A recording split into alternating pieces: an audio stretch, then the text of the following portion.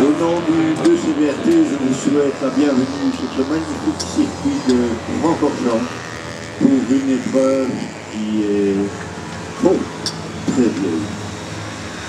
Voilà, bonjour chers lecteurs de Planète de Chevaux, c'est avec un grand plaisir et suite à la demande de mon confrère que je vous fais un petit résumé de cette 32e édition des 24 heures de chevaux sur le circuit de Spa-Francorchamps. C'était la 32e édition, plus de 78 équipages au départ, répartis en 6 catégories.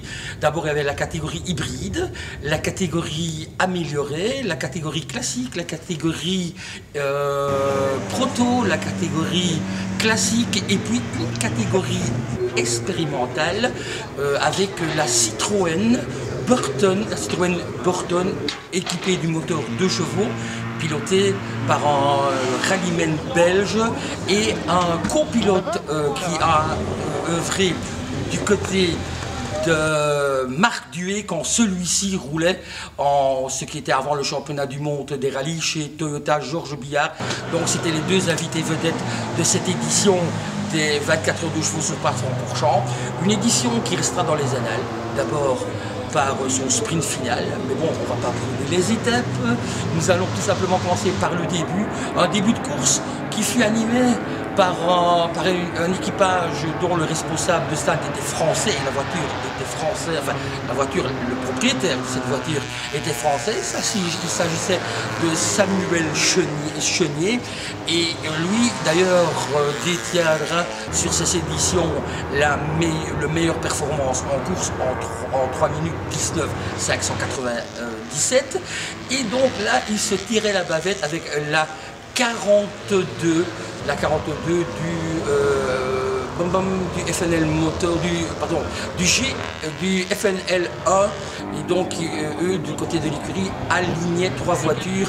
La 42 a servi de lièvre et donc Samuel Chenier est rentré dans le jeu et a essayé de suivre la 42 et a d'ailleurs éclaté les chronos.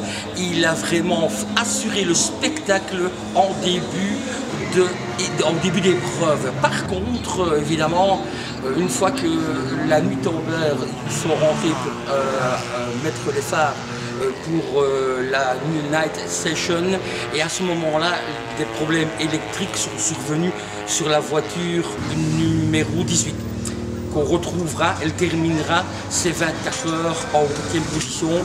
Chapeau à lui. Je pense qu'avec une meilleure stratégie, Samuel Chenier aurait pu revendiquer bien plus. Voilà donc en ce qui concerne la première partie de ces 24 heures.